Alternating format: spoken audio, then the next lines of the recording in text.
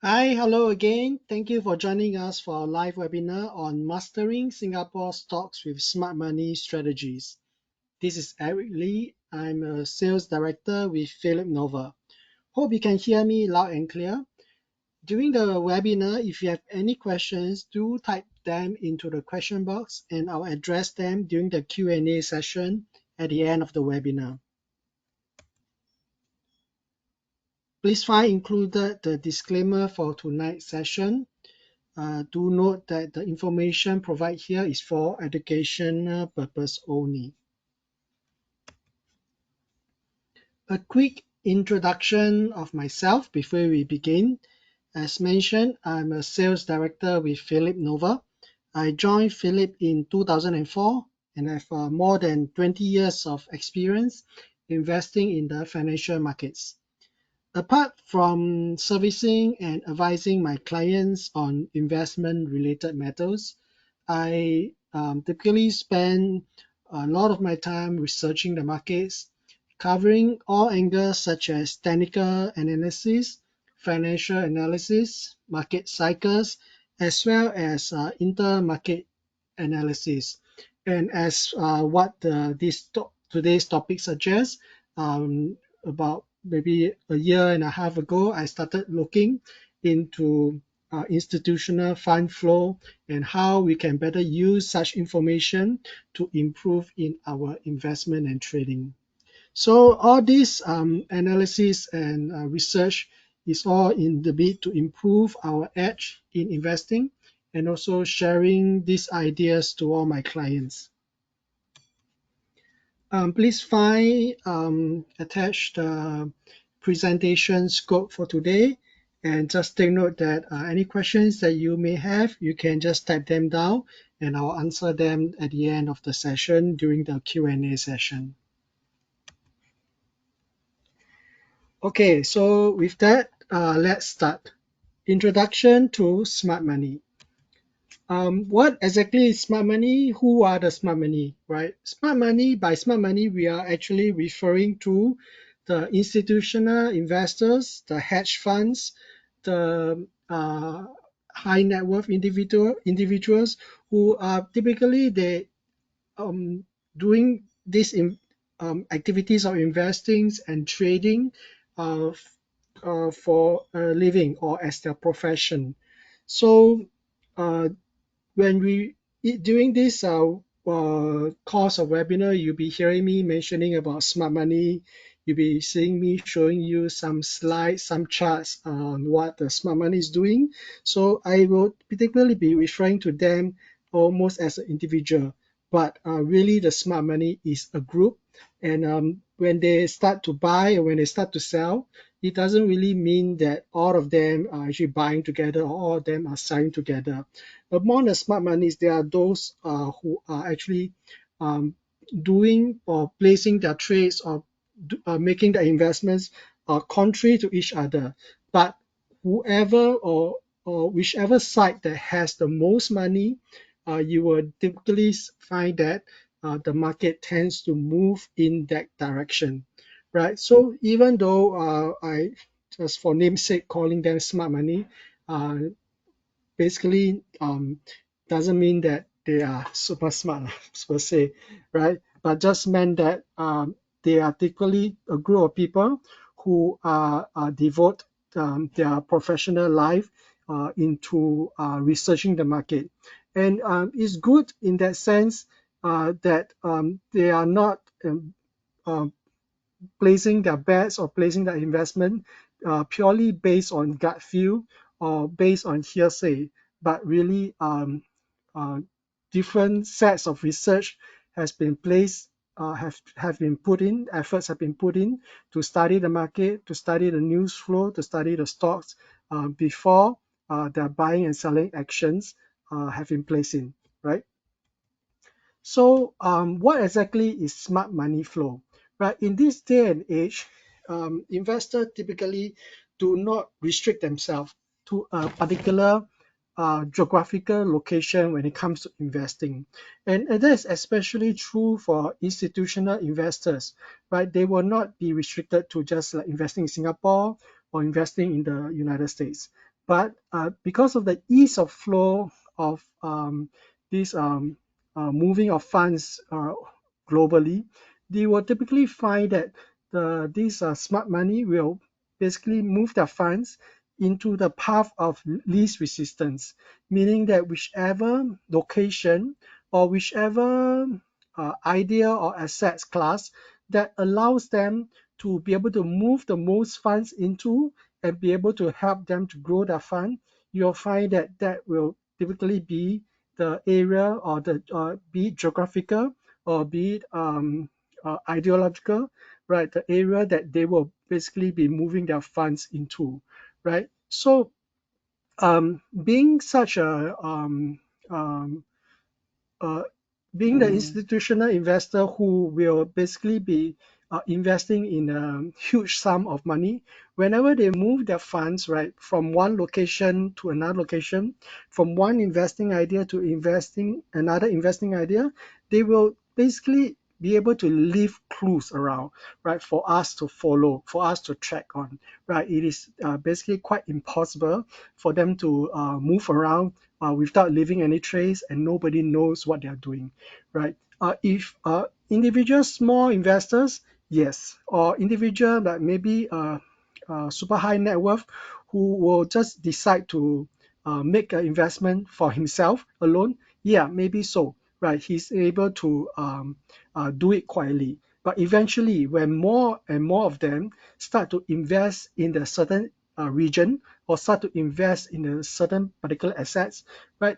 Their movement or moving their funds around or investing in such assets will basically be able to leave clues around, and we are able to follow this money flow and also to help us, right, as an individual investor, retail as a retail investor, to help ourselves to invest well in the stock market as well. So what are the driving forces basically behind these smart money trends? Why do they invest in certain areas, and why do they move their funds from one region to another region? Yeah, basically there are a few reasons why this will happen. The first common reason is economic forces, right? So different countries, especially the bigger the country they are, when the government sets some policies, be it a fiscal policy or monetary policies, right? Their policies will help to move the market or help to cause there to be opportunities to invest in certain region or invest in a certain asset class. Take for example the United States. You have the United States federal government, and also you have the United States the central bankers, which you call the Fed, Federal Reserve, right? So, and of course, in recent years, typically we come across a lot of news regarding what the Federal Reserve, the Feds are doing, right? And like probably for the last 2 years, because of the high inflation, the Federal Reserve has been increasing the interest rates. So their policies in regards to the interest rate increase, right, causes there to be investors to change their investment strategy from like basically to invest into asset class that will benefit from such change. And of course, in recent months, we've been hearing a lot of the Fed being entering into a period of time whereby we're going to see them lowering the interest rate more. So such policy will also cause the institutional investors and hedge funds to basically re-strategize again how they are going to invest their funds into. And of course, in 1 week's time, the US is going to have the presidential election. So whichever side will win, whichever whoever either Donald Trump or the Kamala Harris becomes the president, then there's going to be a change, right, in the policies, and that will probably entail cover into the fiscal policy changes. So therefore, like typically, if for those of us who follow the market, the last couple of weeks, you'll find that the market is relatively quiet, like going nowhere. All right, that's really because investors are probably on a wait, watch, and see mode. seeing who exactly is going to win, because whoever win, and then there'll be good policy change, and such policy change will then cause the flow of fund, right, to move from one region or from one assets to another assets.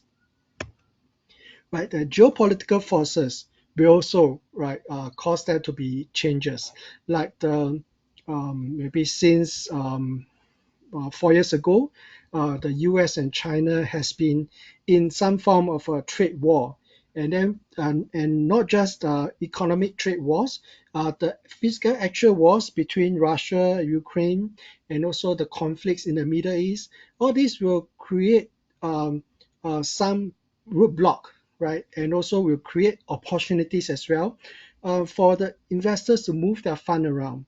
Like whenever there is tension that may cause there to be maybe affect the supply of energy, supply of crude oil, that may then probably cause the crude oil price to goes up, which may then open up opportunities elsewhere, right, for those companies that may benefit and with high oil prices. So all these are various reasons that may cause there to be a change in the flow of the investment.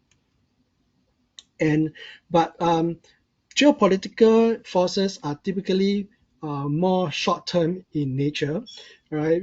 Because most of the times the conflicts is not going to remain at a heightened state for too long.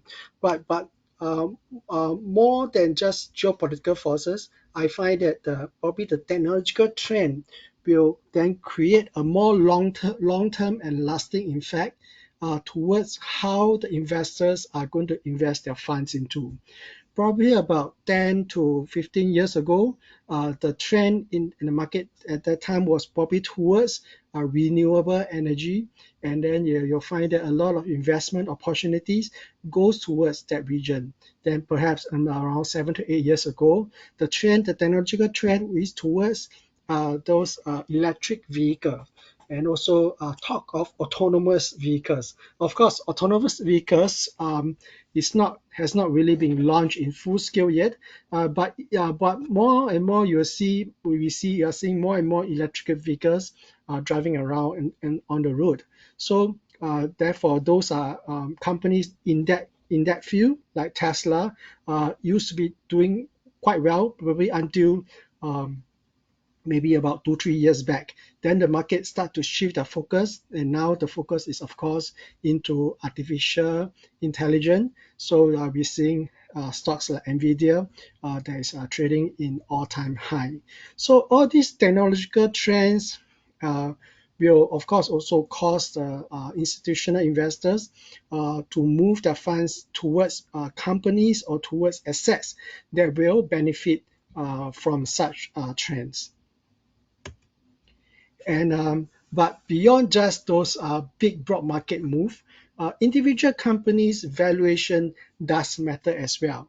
So they typically also when companies are trading in a very attractive valuation, be it based on the trading way below the asset prices, or having companies having huge growth in their earnings or sales, then this will also create opportunities for these smart monies to direct their funds into companies in that region, so thereby also creating opportunities for you and I to follow on as well.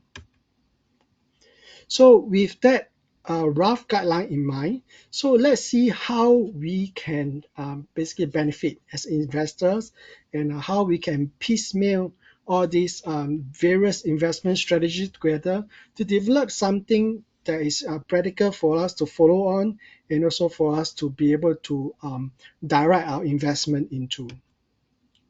Right. So before I start, let's go through some basic, right, on the school of thoughts, right. Whenever it comes to valuating stocks, whenever it comes into investing, there's these two school of thoughts that most investors will use to analyze and determine whether the stock or the asset is worth investing or not, right. So these two are Scott.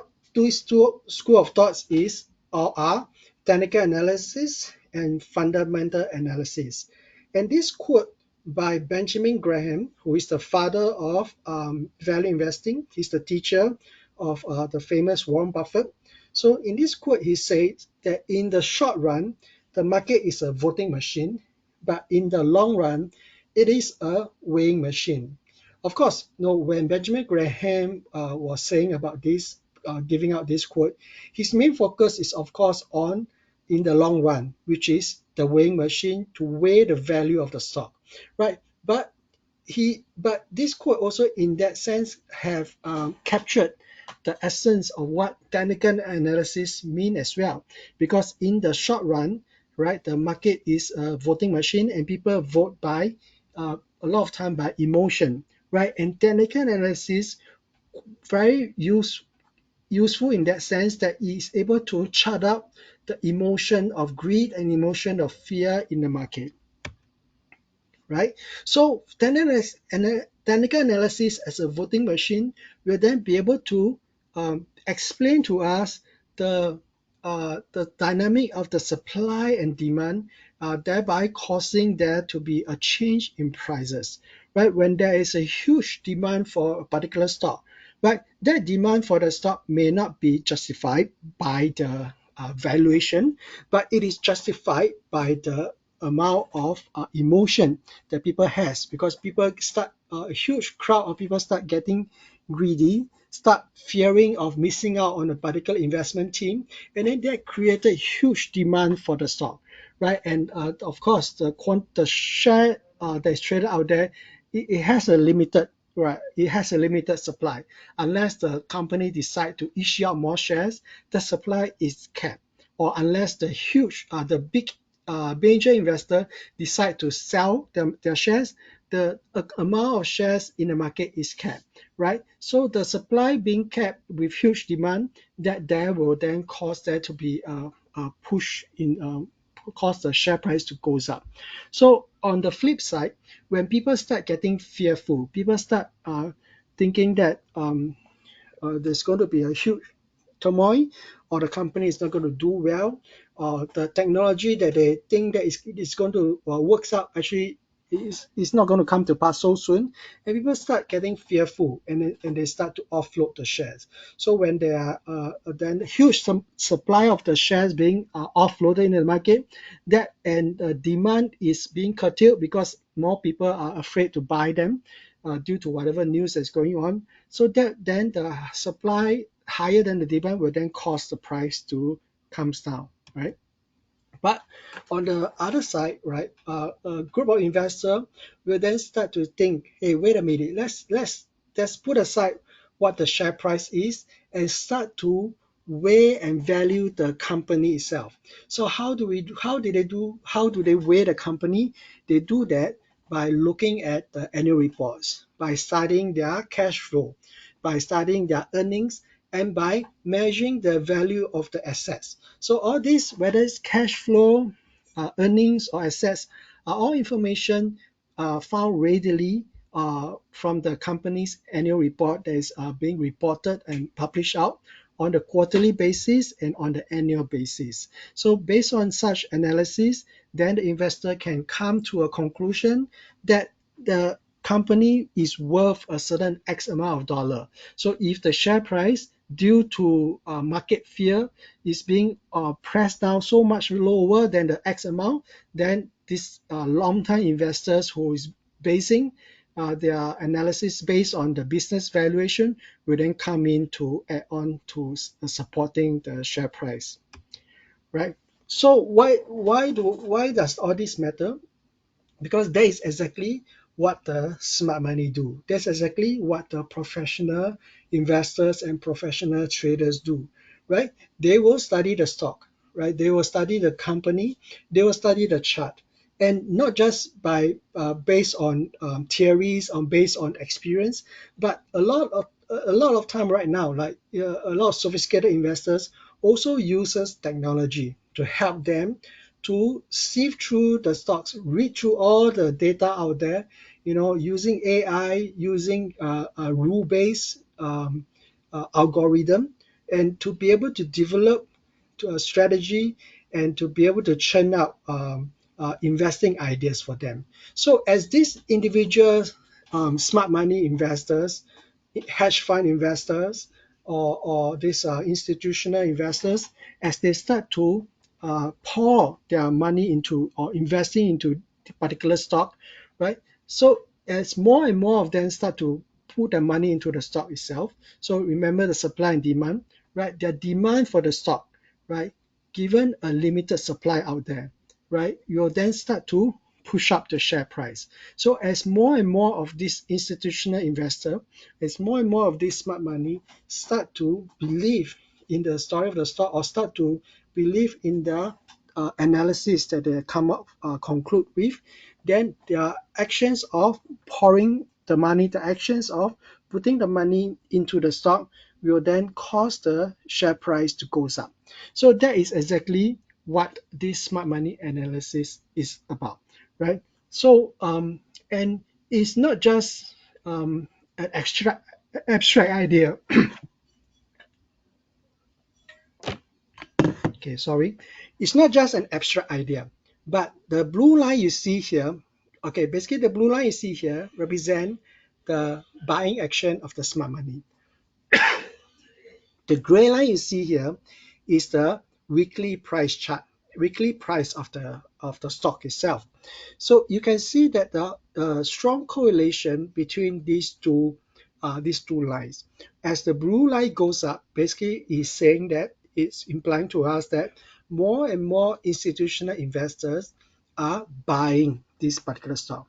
And this particular stock that this chart shows here is Samcorp Industry from the period of 2020 to the early 2024.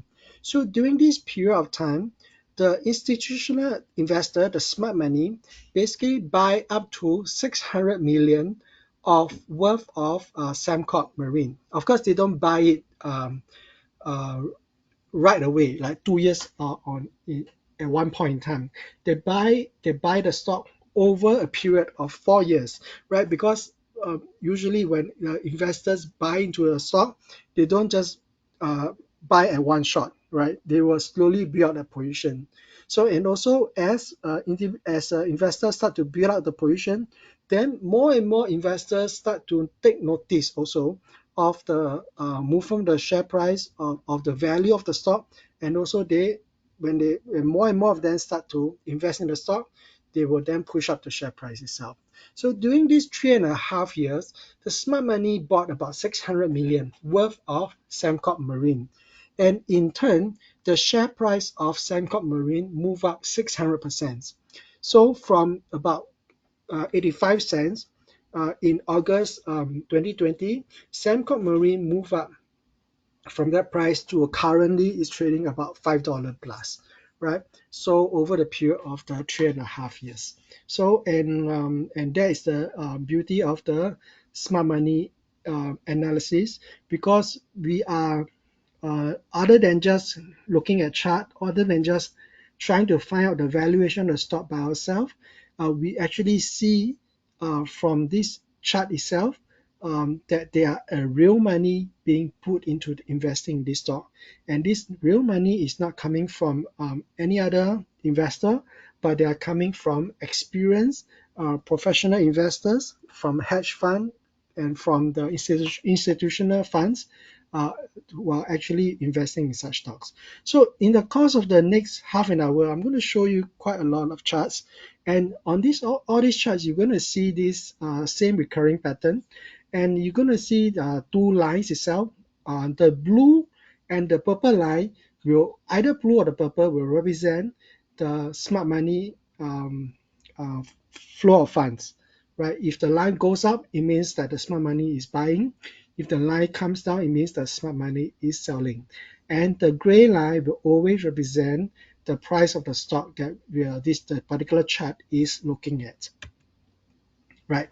So with that in mind, how do we then identify potential stocks to investing in, just purely by looking at what the smart money is doing?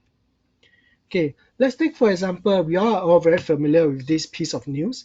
On the September 18, about a month ago, the Federal Reserve slashes interest rate by half a percentage point, right? So it's something that is a little bit beyond most investor expectation. Most investors at that time was probably expecting a 0.25 reduction, but they actually reduced more than the expectation. It reduced by 0.5%. So thereby, and also a lot of time when the Fed start to reduce interest rate, most of the time they don't just do it one time. Most of the time it's like progressively they will start to reduce. Thereby, so since they started off by being so aggressive, investor then start to think that well perhaps the Fed may start to aggressively reduce interest rate from September onwards. Right. So, which particular stocks and industry are the beneficiary of reducing rate in reduction? So, most people will probably know, and most people will probably say that the REITs sector is probably one of the beneficiary because the REITs is kind of like substitute for bonds, right? Because they do most of the gains from the REITs is from the dividends that they pay out. So the lower the interest rate, then it means that the bond investing will not be as attractive. So investors who wanted more yield or higher yield will then start to look into investing in REITs, which are paying higher dividends. So in a decreasing interest rate environment, REITs tends to benefit, right? But let's look at the performance of the REITs index. Okay, the chart you see here is the daily chart, daily price line of the FTSE ST REITs index. So it's basically the index that tracks all the REITs listed in the Singapore market. So you can see that since July, actually way before the Fed actually started lowering interest rate, the market participant actually start to second guess and think that probably it's time that the Feds will start to lower rate, and people actually start to invest in REITs. And then and so there's a first wave move from the low it hit in July this year. There's a slight correction. Then somewhere in the middle of August, then there's a next push of the price and the risk. And interestingly, you can see that this dotted line that I drew here, right? This one is the 18th of September. 18th of September is in fact the day that the Fed announced the reduction in the interest rate by 0.5%. So we can see, of course, in hindsight, that the over at this point on the 18th of September is close to the high of the REITs index. Right. Ever since then, the REITs, most of the REITs have actually fallen down. So typically, this is what we see like buy on rumor and sell on news, and exactly what is happening here. But are we able to have a glimpse, right? Because of what the smart investors are doing, or to have an early alert system that this up move is actually not as strong as what the price has shown it to be. Okay, let's see here. Okay, so over here we have the smart money chart of the ST REITs index, right?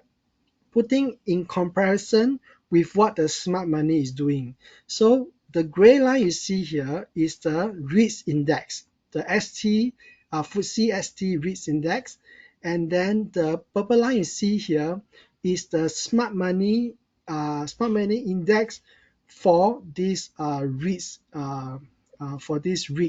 index. So basically, since the start of 2023, the smart money had been selling the REITs, right? So because of what happened in 2023, of course, we now, in hindsight, we know that the Fed increased the interest rate aggressively. So smart money has been selling it. And even until um, July, right, 24, which what we see that there where is the start of the up move in the risk index. We can see a slight buying of the smart money on the REITs sector. However, I want you to take note of the divergence between the two, right? Because in the middle of September, right, the REITs index had actually moved up close to the peak you find here, which is this price point is towards the mid of December last year. So the by price itself, the index on the REITs have actually moved up close to the high of last year. But we can see that the buying action of the smart money is actually quite muted. So in fact, we start to see that the smart money started selling the REITs somewhere around September, way before the price has peaked. And subsequently, we see that the index itself has fallen down as well, right? But this is of course index. Let's look at individual REITs example of the performance of individual REITs. Okay, so this is the smart money chart of Mapletree Pan Asia Commercial Trust. So similarly, purple line you see here represent the smart money actions on this particular REIT, and the gray line we see here is the weekly price of this Mapletree Pan Asia Commercial Trust. So we can see that since January last year, smart money have been quite consistently selling, and even in the recent move up, recent up move in the share price of the Mapletree Pan Asia, smart money actually did not buy as much, and in fact started selling again in September, right?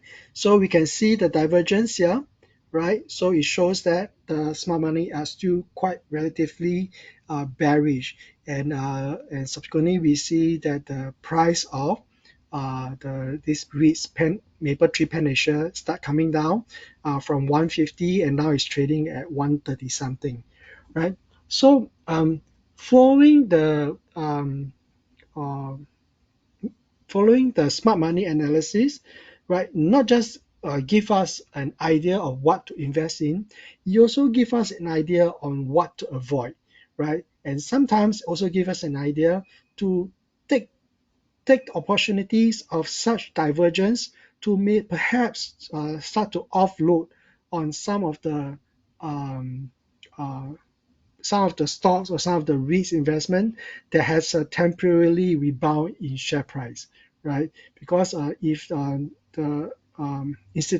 the smart money started selling again, most of the time you will see that the price will also start to react accordingly to the direction that they are trading in, right? So this is just a daily price chart of what happens to Mapletree Pan Asia over the past 6 months. So from July, right, there's an up move, right? Then somewhere here on the September 18, Fed announced that they cut the rate. There's a small up move again by Mapletree Pan Asia, and subsequently the price then start to fall downwards, right? But we can see just now from the smart money analysis that the smart money had been selling on this particular REITs, and even started selling again way before it hits the high here in September. Okay, next REIT example is Fraser Logistic and Commercial Trust. So similarly, since 2023, smart money have been selling, right?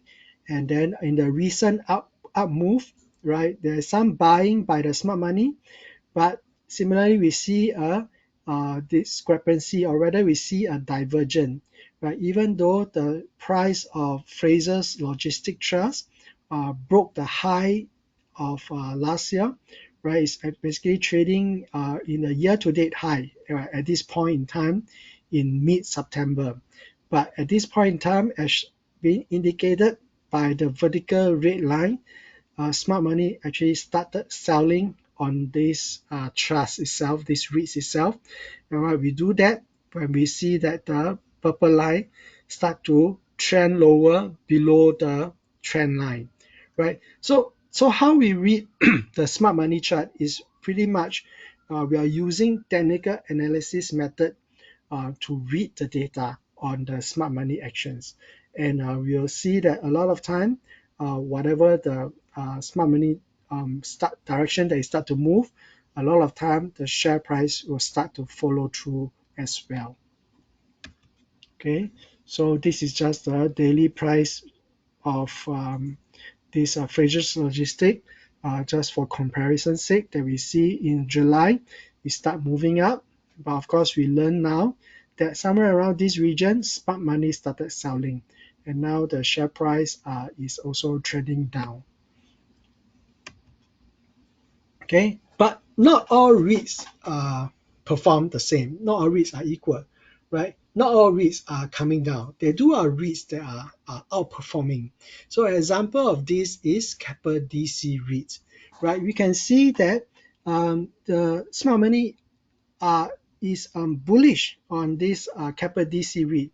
In fact, since 20th of May, smart money started buying, right? We see that when the blue line start to break up above the trend line, the green color trend line. So somewhere around the 20th of May, on the late May, that's when the smart money started buying. So at that point in time, the Kappa DC REIT is trading around $1.80, and now is trading at close to $2.30, right? So even at this point in time, we can see from the past few examples that the smart money had started selling on a lot of the REITs in somewhere in September, but they are still quite bullish towards this Kappa DC REITs. And why is that so, right? Later we will learn of share a little bit more on the reason why I think that the smart money are buying on this particular REIT itself. So over here, I also would like to introduce to you one technical analysis technique which I find works very well with the smart money analysis, right? And this technical analysis method is this Bollinger Band method that is called Bollinger Squeeze. So Bollinger Band is invented by this chartist by the name of John Bollinger. So he wrote a book, Bollinger on Bollinger Band. So if you're interested, you can go and read it up. So in his book, he shared about uh, a few strategies that we can consider using Bollinger Bands on as a charting technical analysis tool or strategy. And one of the strategy that I find very interesting is this method that he called Bollinger Squeeze. So this squeeze basically means that the two lines, the upper and the lower line of the Bollinger Bands, basically start to squeeze up together, right? Because Bollinger Band basically measures the volatility of the asset price, of the stock price. So when the bands start to expand, it means that the stock start to move in a high volatility.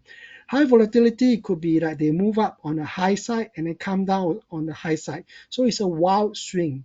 And there's this concept that he shared in his book, is that market tends to move in phases of low volatility, high volatility, then low volatility and high volatility again. So this Bollinger Band is good that when we spot up this period of time whereby it's squeezed together. When it's squeezed together, it means that this period of time is a consolidation period. Consolidation period because investors are accumulating or distributing. So, but he do mention on his book that this Bollinger Band can tell you that it's low volatility, can tell you that investors are accumulating or distributing, but he can't tell you whether what are they doing. He can't tell you whether they are buying or they are selling. So what you can only do is that to buy it when there's a breakout, when it squeeze and start breaking out um, towards a direction on the band. So if it breaks out on the upper band, it means that the high likelihood that the price will go on the uptrend. If it breaks down the lower band, then there's a high likelihood that it will comes down on the downtrend. But of course, there when the common mistake that he do mention in the book as well is that when the stock starts to squeeze up together in a narrow range, he also tends to give out some fake move, right? Because he may just fake a down move and then but actually move up itself, right? So I do like to use this technical tool a lot because I find that it actually complement my use of the smart money analysis. Because the problem, as I mentioned, of this method is that we don't know the investors are buying or selling, but we do actually do know the investors are buying or selling when we actually study the smart money analysis, right? So during the period of squeezing, right, if I can study the smart money analysis and know that the smart money are buying, then I have a stronger conviction and a stronger uh, idea that there's a high likelihood, high probability that it's going to break out on the upside, right? Due to the fact that I see that the smart money are buying, right? So therefore, these two actually works quite hand in hand together, right? So again, we see in April there's a squeeze, there's a breakout, then there's some sideways movement, then the actual breakout move actually happened somewhere in July when it start to um, break up to the upside. But as from what we see here, again showing the smart money analysis chart on the Capital DC REIT, we see here that in July that the smart money is buying, right? In July here, that's the blue line. So comparing the blue line at this point and look backward towards the blue line uh, 2 months ago or 3 months ago, that the blue line was higher, right, in July. So that means that the smart money had been accumulating. So thereby, by combining the smart money analysis together with this indicator, then we can actually get prepared or get ready for a breakout move, right? So when the breakout move happen, then the investor can actually place the positions through the using this as a timing method, right? And also another good thing about smart money analysis is that it keeps us in a trend because as long as the smart money is still buying, we can continue to hold on to the position, right? Until we see that the smart money start to sell again, then we can then decide to take profit, right?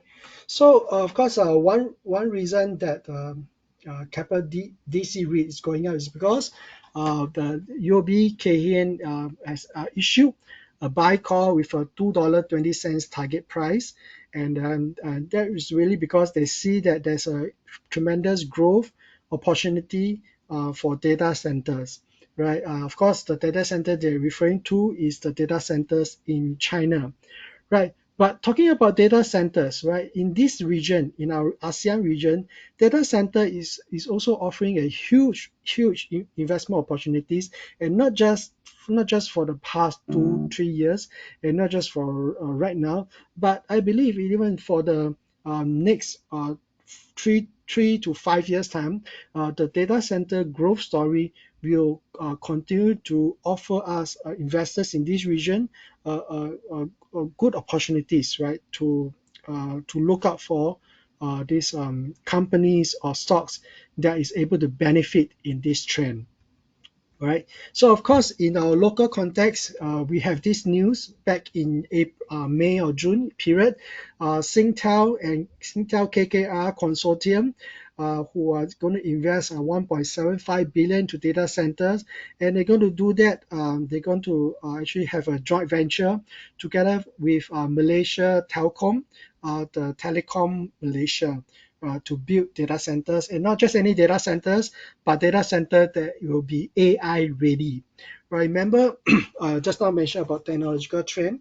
about how now one of the technical trend that investors are actually pouring around a lot of their funds into is artificial intelligence. But let's be frank, in our region, Singapore, Malaysia, or ASEAN region, um, we are not going to get the high-end um, AI or any of those semicon related chip. They are not going to bring all these higher end chip manufacturing or technology or R&D to this region, right? Because these are considered to be very critical assets, very critical know-how. So, but what our region actually can excel in, and I believe, is in data centers, because um, to um, to be able to train this AI, this large language model like the OpenAI, like ChatGPT, to be able to train them, they need to be able to train them with huge amount of data, right? And this data needs to be then housed into data centers, who will then allow these chips, this algorithm to learn and to run simulations. And to build data centers, three major resources is needed. You need land to build a physical building. You need power source, electricity, and you need water. So all these three is actually very much available to our dear neighbor Malaysia, right? And like in Malaysia, of course, we know that huge land, and in this Asia ASEAN region, it also has the second lowest cost in terms of the water supply. And electricity is also quite amply available, and they do have spare capacity to allow for these data centers to tap into, right? So when Singtel announced this news, right, of course, you can see why the share price starts to move. For many years, Singtel has been trading quite flat in the $2 near the $2 range. But sometime this year, middle of this year, the share price of Singtel start moving up, right? So the news we saw just now was announced somewhere around here in June. But if we look at the smart money action, right, smart money actually started buying Singtel way back in March, right, when it's trading below $2.40, right? You can see that at the purple line, right, they start to move up, right? So even though in the April period whereby there's correction in the share price of Singtel. Remember, the gray color is the price of the chart itself. So the price of Singtel goes up to $2.50, and then it corrects almost way back down to the low again in $2.30, right? But during this correction, we can see that the smart money actually did not sell as much. So there is a divergence between what the share price is showing and what the smart money is doing. So then, of course, when the smart money started buying again, that's when we see the actual move of Singtel started moving. So from then 240 until now, a $1 move for Singtel, right, over a period of 4 months, right, that's almost unheard of, right? So for such a boring stock, and that is and this move is really because the investors is actually placing a bet beforehand that perhaps Singtel is able to um, um, uh, move their strategy right beyond just the normal usual telecommunication, and also be able to tap into some of these AI frenzy, in particular towards the AI data center, right? So now again, we see that the price of Singtel has corrected a little bit, right? Not a lot, but we can see that the purple line shown here is that the smart money is still relatively quite bullish on the stock itself, right? They did not actually sell down a lot as compared to the move in the share price. So that perhaps also show us that there is perhaps still opportunities for Singtel to go higher. So as I mentioned, one of the one of the use of this smart money analysis is also to tell us when to get out of a position, right? So for investors who have bought into Singtel, right, then perhaps they can also take guidance from here. As long as we see that the smart money are not heavily selling or heavily bearish on the stock itself, we can like continue to hold on and see further up move on this particular stock, right? So similarly on Singtel, we see that the Bollinger Squeeze that we can use in conjunction with the smart money analysis. So there's a squeeze breakup somewhere in May, right? And then now, of course, we are seeing that the Singtel price is squeezing up again. So as I shown you, the smart money is still looking to be quite bullish. So perhaps there may be some opportunities here again for Singtel for the next breakup move, right? So like I mentioned, right, why this data center or why this region is such an attractive towards this data center growth, right? That is really because of the strategic location that is in, as well as the ample supply of land, water, and electricity. So by strategic location, I'm actually referring to the global undersea cable network. So you can see this map here basically shows the undersea cable globally. And we can look at this region is where Singapore is at, right? Beyond just being a geographical location, good geographical location for the ships, container ships to pass through, this is also a good geographical location for the major, is a major intersection point of all the undersea cable, basically run through this region here near to Singapore, right? So over here, this is just a chart, a zoom-in chart on where this undersea cables goes through.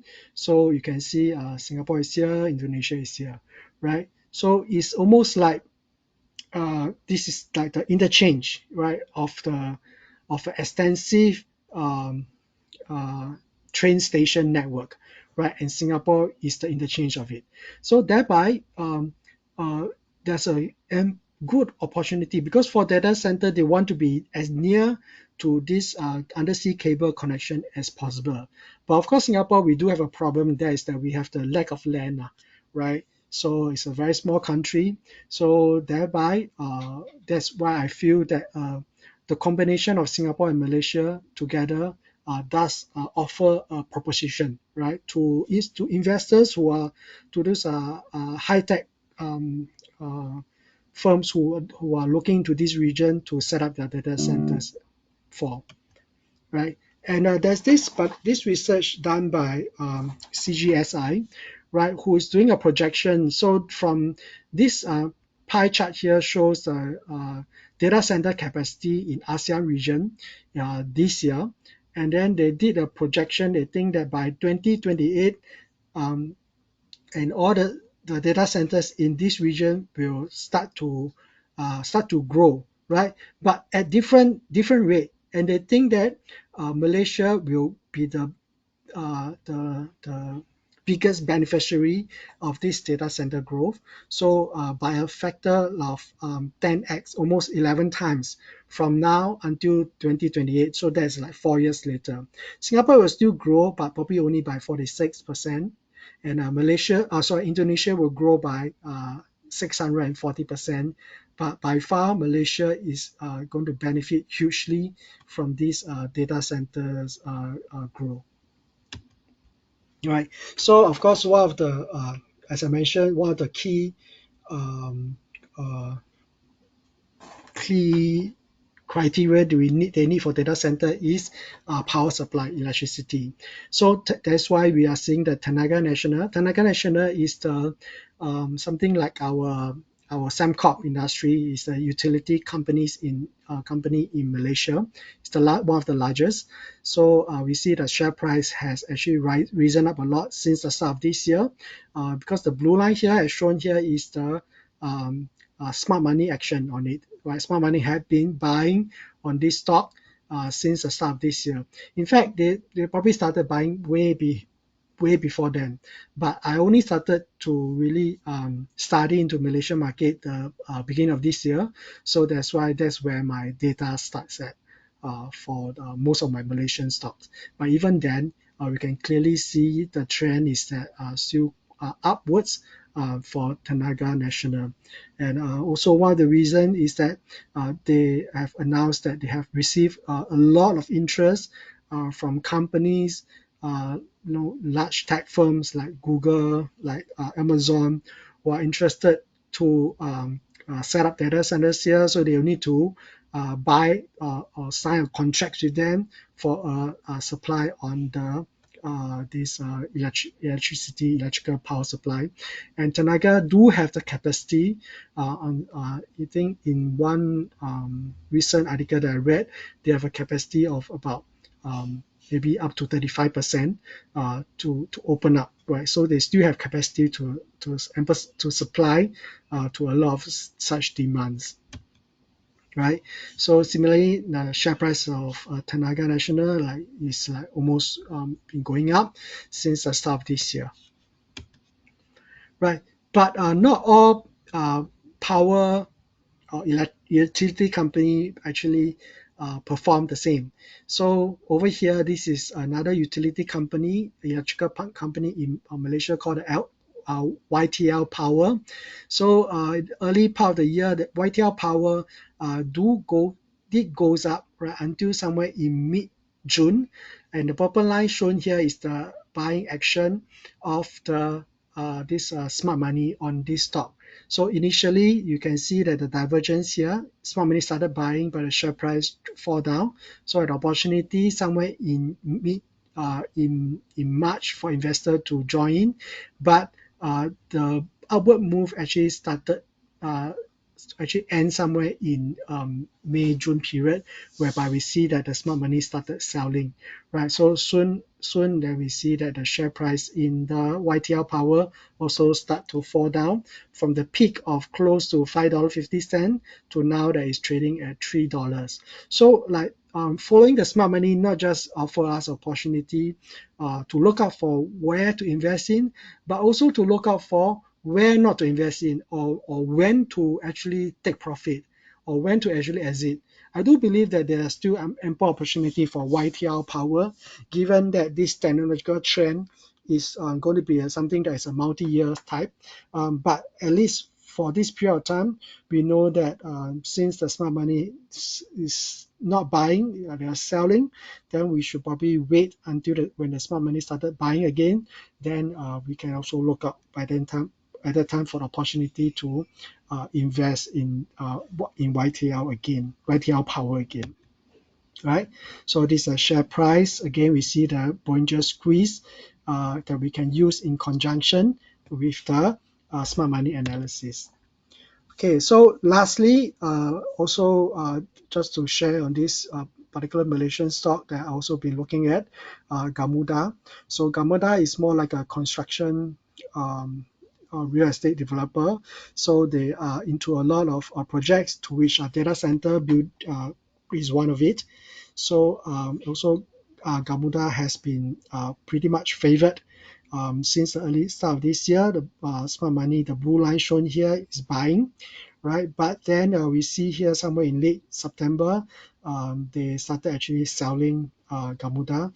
But the share price did continue to go up because recently they actually announced that they clinched a project, I think some infrastructure project in Australia. So the share price actually push up, right? But like I say, since the smart money is selling, then I'll probably be a little bit more careful.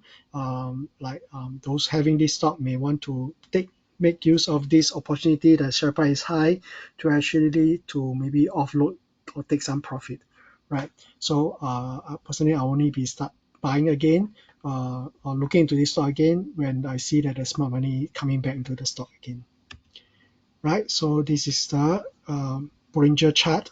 You can see two squeeze up here that works in conjunction with the smart money analysis. Okay, So lastly, we can also use the smart money analysis to trade in futures as well. So here in Philip Nova, apart from just offering a platform for you to trade in stocks, our platform also allows you to trade in futures contract. In fact, Philip Nova, we used to be called Philip Futures, and our main product is actually in futures and forex trading. And just that right now we are also offering a lot more asset classes for our clients to invest and trade into. So for futures, we can actually look at this MSCI Singapore futures, or in short we call it SIMSKI. So the purple line here shows the weekly chart that at this point somewhere in mid-March that smart money started buying, and then back in late July smart money start selling, and then subsequently of course now they are buying again. So when we use it in conjunction with the chart, we see that there's a Bollinger squeeze happen here. Go. So this is the move that I told you about, that it will be fake move. So in fact, in the Bollinger book he mentioned, he called this head fake, right? Head fake is something like, when you watch a sometimes you watch a basketball or those soccer match, that a player will maybe look to the left, but they're actually moving right or passing right. And it's something to that region. So in market they do fake move as well. They fake a down move, but actually their intention move is to move up, right? But as an investor who or trader who follows the smart money, then we can ignore the fake move down, right? Because we see that the smart money is buying. So when they are making the fake move downward, we need not take part in it, and only wait for it to go back up again, or in fact maybe also make use of the fake move to actually get in at a much better price, right? So, and of course, until here, somewhere in July, we see that the smart money started selling. So when the price chart breaks the trend line, then that's when we can also exit from the long position on this SIMSKI contract. And this is also available, right? This data is also available for trading in the KLCI futures contract. So since mid-July last year, uh, the smart money has been bullish on the Malaysian stock, on the Malaysian KL index. So and then since then, the index has actually moved up by close to 20%, and up to now, um, it still shows that smart money is still quite bullish on this Malaysia index itself. Right. So similarly, we can use it in conjunction with this Bollinger squeeze indicator. Okay, so I come to almost to the close. Just give me a few more minutes to round it up. And I mentioned a lot of this smart money chart, and this is actually the service I do provide for my clients. So all my clients will receive this smart money weekly smart money report from me, all right, if they meet certain trading criteria. But for today, I'm going to have a promotion for new account for those who are would like to receive this report, who like to be able to use this information to help them in their trading on the Singapore, Malaysian stocks, or on the SIMSKI, the KLCI index. If you open an account today, right, then for the next 12 months, you'll receive this report free of charge or free of any conditions, right? So then during this next 6 months or next 12 months, you can also I'll do send out some uh, trading ideas based on this smart money and technical analysis or fundamental analysis that I spot out. And also I do occasionally share videos on how to use the smart money analysis to analyze or to spot out for opportunities. So my clients can then watch these videos and then to learn how they can use such information to help them in their investing journey. Right. So apart from that, also these are the WhatsApp services that I provide that the client can subscribe to them. These are free of charge, so they can subscribe to them so that they can gain some information or some news or some ideas about trading and investing. And why you can consider about trading with Philip Nova, trading stocks with Philip Nova, because there's no platform fees, there's no custody fees, and also apart from a broker such as myself to assist you, we also have a technical and a dealing desk support that can help you um, 24 24 hours a day on all the Monday to Friday if you need any help in regards to your platform or in regards to the market. So also trading with Villanova, we have one of the lowest commission rate. So if you trade Singapore stocks, it's 0.08%. Similarly for Malaysian share as well, it's 0.08% of the contract value. And also I mentioned apart from stocks trading, you can also trade futures and trade forex with this Philip Nova account.